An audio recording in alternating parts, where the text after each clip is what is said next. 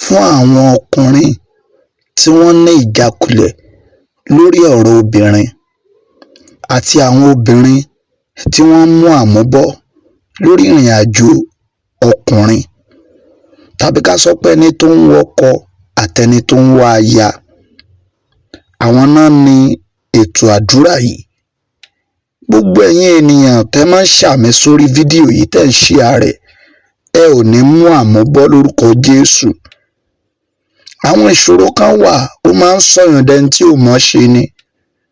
Gbogbo ìṣòro àtogun tó fẹ́ sọ ẹ́ dẹni tí ò mọ̀ ṣe, ogun yẹn ṣẹ́ wọlé bó ti share program yìí.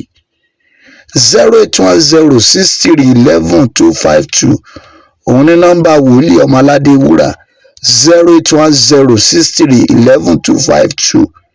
Gbogbo ẹ̀yin tẹ́ nílò àdúrà, tẹ́ nílò ìran wòlíì àti ọ̀nà àbáyọ sórí nǹkan tẹ́ ń là kọjá, WhatsApp nọ́mbà ni, ẹ kọ mẹ́sẹ̀gì nọ́mbà yẹn ni, kì í ṣe fún pípé. Kẹ́ jẹ́ ká jọ máa gbàdúrà lórí Facebook. His Excellency Prayer Church lórúkọ péjì yẹn, His Excellency Prayer Church. Náà báwo la ṣe máa ṣiṣẹ́ yìí? Ẹyin funfun méjì ní ká wá. Tá a bá ti wá ẹyin funfun méjì, ẹ já wá ọṣẹ Lux ẹyọ kan. Ọṣẹ Lux ẹyọ kan, ike white kan pẹ̀lú káfúrà. Tá a bá ti get àwọn nǹkan yìí, a máa ṣe ẹyin ẹyọ kan. Ẹyọ kan nínú ẹyin yẹn a máa pò, a máa fọ, a máa pò papọ̀ pẹ̀lú káfúrà, máa wá pò mọ́ ọṣẹ tá a ti rin. Tá a bá ti wá fẹ́ ṣiṣẹ́ yìí, ẹyin sísè yìí tá a sè yẹn, a kà Psalm 133 sí ní ìgbà méje fóbìnrin, 9 fọkùnrin. Bàbá ti kà síta gbàdúrà nǹkan báyìí ni mo fẹ́ kán máa kẹ́ mi. Mi ì fẹ́ àwọn tó máa gbé mi jùlẹ̀ mọ́. Mi ì fẹ́ àwọn tó máa rí mi bẹ́ẹ̀ tí ò mọ̀ ṣe mọ́, tó máa kórìíra mi, wọ́n máa ń kẹ́yìn ni. A gbàdúrà yẹn dáadáa. Tá a bá ti gbàdúrà yẹn, a wá jẹ ẹyin èyí tá a sè yẹn.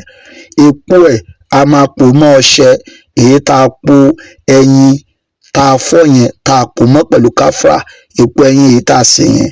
Tá a bá ti pò papọ̀, a wá nú ike white. Ẹ jẹ́ ká gbé sínú èrì fún ọjọ́ 3 kí ìrìsẹ̀ sí. Lẹ́yìn ilé ẹja máa wẹ̀. A bá àwọn èèyàn gidi pàdé.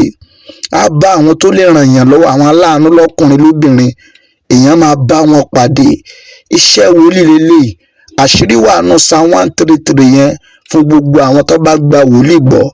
Bó bá ṣe tó bá rí àmì ẹ̀, ègún kan bẹ lára ẹ̀, tàbí kó jẹ́ pé o nílò ìtúwọ́, gbogbo ẹ̀yin tẹ́ share rẹ̀ ni yóò ṣiṣẹ́ fún. Ẹ ra àánú gbà, ẹ ṣọpẹ́, kọ́dún yìí tó parí, ẹ máa ní testimony.